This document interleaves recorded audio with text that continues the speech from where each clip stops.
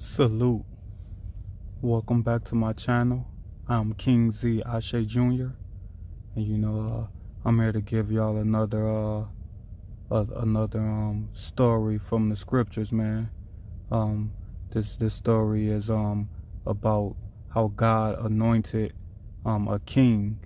And we see this story goes back to King Ahab and his queen, his wife, who was Jezebel. So I know y'all know about Jezebel. She was actually married to King Ahab, and he was actually the king of Israel. So he was king, and Jezebel was the queen that was of Israel. They ran Israel. So they had Israel worshiping false gods. King Ahab and Jezebel, they was worshiping Baal. So they had like a lot of secret parties and secret events, doing worships and rituals to Baal. So but we see God got sick of it, and he anointed a king to come destroy Ahab, Jezebel, and the worship of Baal, destroy it all and get rid of it out of Israel. And we see that king he anointed, his name was Jehu, and we know he's a notable king, and this is his story. So let's go on and read it. It's at 2 Kings chapter 9, verse 1 through 13. It reads, Elijah the prophet then called one of the sons of the prophets and said to him, Wrap your garments around your waist, and quickly take this flask of oil with you and go to Ramoth Gilead.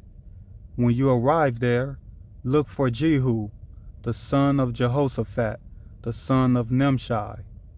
Go in and have him get up from among his brothers, and take him into the innermost room. Then take the flask of oil and pour it out on his head, and say, This is what Jehovah says. I anoint you as king over Israel. Then open the door and flee without delay. So the prophet's attendant got on his way to Ramoth Gilead. When he arrived, the army chief were seated there. He said, I have a message for you, O chief. Jehu asked, For which one of us? He said, For you, O chief. So Jehu got up and went into the house. The attendant poured the oil out on his head and said to him, This is what the Lord, Jehovah of Israel, says. I anoint you as king over Jehovah's people, over Israel. You must strike down the house of Ahab, your lord, and I will avenge the blood of my servants, the prophets, and all the servants of Jehovah who died at the hands of Jezebel.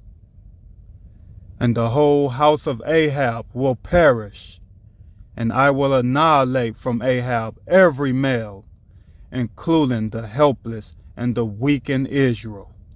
And I will make the house of Ahab like the house of Jeroboam, the son of Nebat, and like the house of Baasha, the son of Ahijah.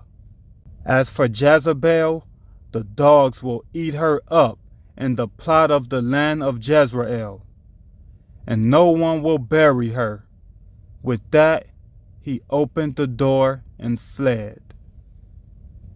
When Jehu went back to the servants of his lord, they asked him, Is everything all right? Why did this crazy man come to you?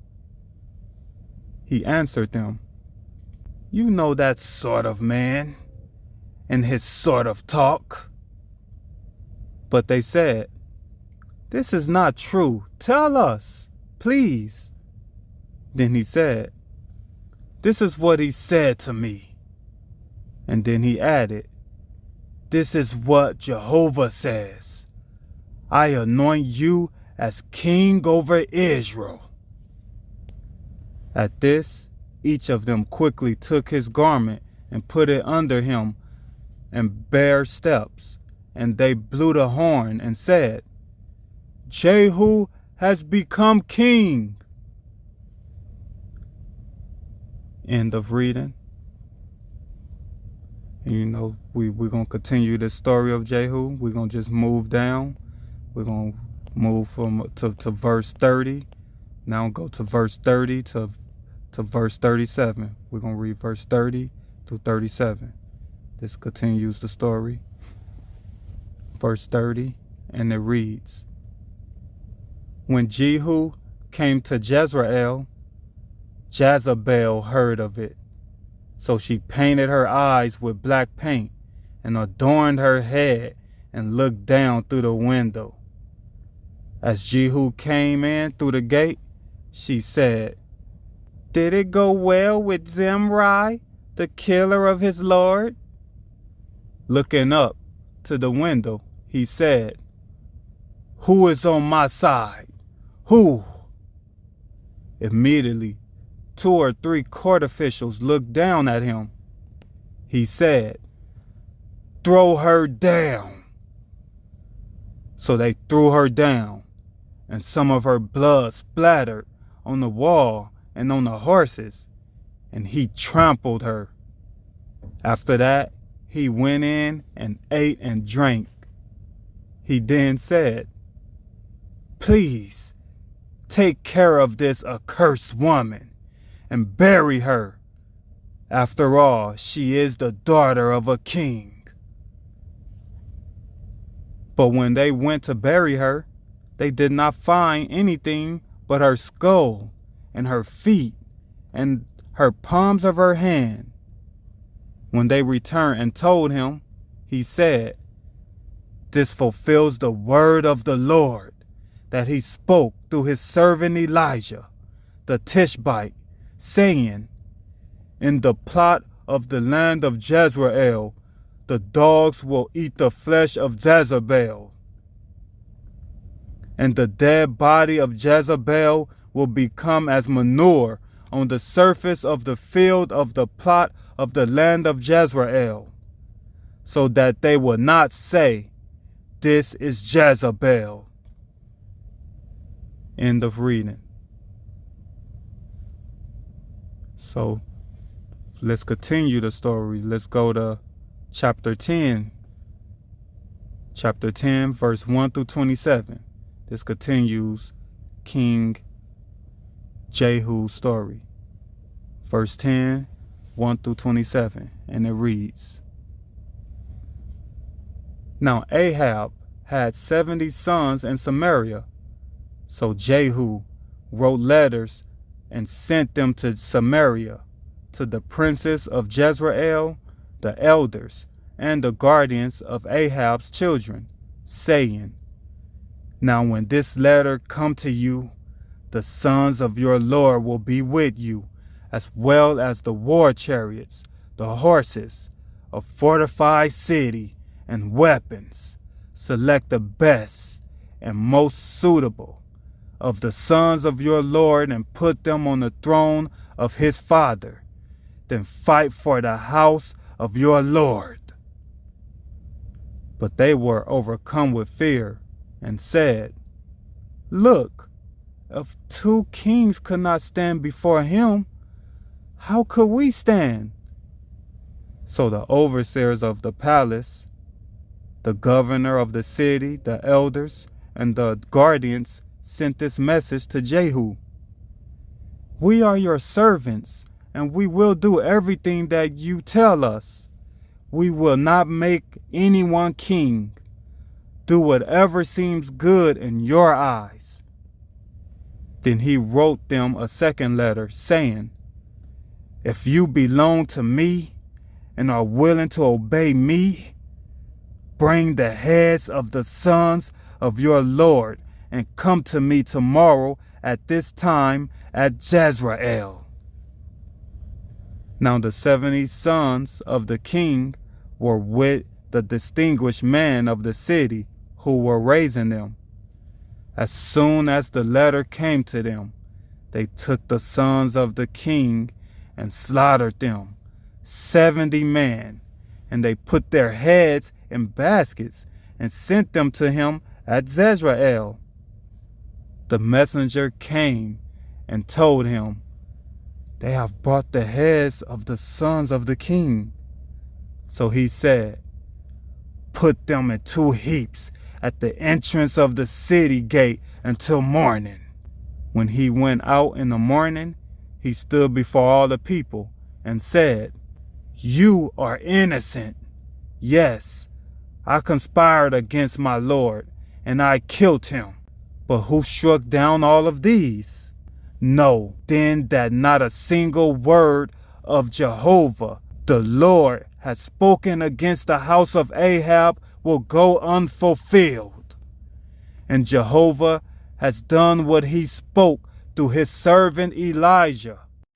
Moreover, Jehu struck down all who were left in the house of Ahab in Jezreel, as well as all his distinguished men, his acquaintances, and his priests, until he had left him no survivor. Then he got up and went on his way to Samaria, to the binding house of the shepherds on the way. There Jehu encountered the brothers of King Ahaziah of Judah, and he said to them, "Who are you?" They said, "We are the brothers of Ahaziah, and we are on our way down to ask if all is well with the sons of the king and the sons of the queen mother." Immediately he said, "Capture them alive." So they captured them alive and slaughtered them at the cistern in the binding house, 42 men. He did not let a single one of them survive. As he went from there, he encountered Jehonadab, the son of Rechab, who was coming to meet him. When he greeted him, he said to him, "Is your heart fully with me, just as my heart is with your heart?" Jehonadab replied, "It is." "If so, give me your hand." So he gave him his hand, and Jehu put him up to his chariot with him. Then he said, "Come along with me and see my toleration of no rivalry toward the Lord." So they had him ride with him in his chariot. Then he came to Samaria, and he struck down all who were left over of Ahab's house in Samaria, until he had annihilated them, according to Jehovah's word that he had spoken to Elijah. Further, Jehu collected all the people together and said to them, "Ahab worshiped Baal a little, but Jehu will worship him much more. So summon all the prophets of Baal, and all his worshippers, and all his priests to me.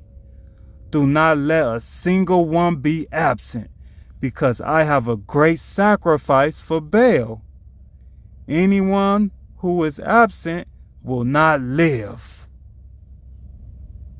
But Jehu was acting with cunning to destroy the worshippers of Baal. Jehu continued, "Declare a solemn assembly for Baal." So they proclaimed it.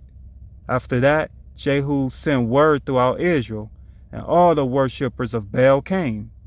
Not a single one was left out who did not come. They entered the house of Baal, and the house of Baal was filled from end to end.